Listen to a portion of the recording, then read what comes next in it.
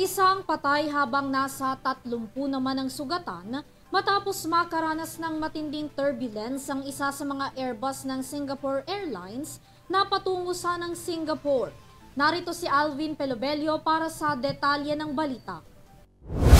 Isa ang nasawi habang hindi bababa sa 30 pasahero ang nasugatan matapos tumama ang matinding turbulence sa Singapore Airlines Flight SQ321 mula London patungong Singapore. Bunsod ng malakas na clear air turbulence, napilitang mag-emergency landing ang naturang eroplano sa Bangkok, Thailand.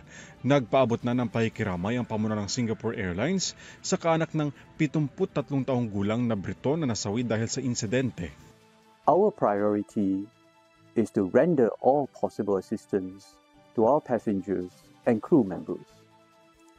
Singapore Airlines swiftly dispatched a team to Bangkok last night, and they have been helping our colleagues with the support on the ground.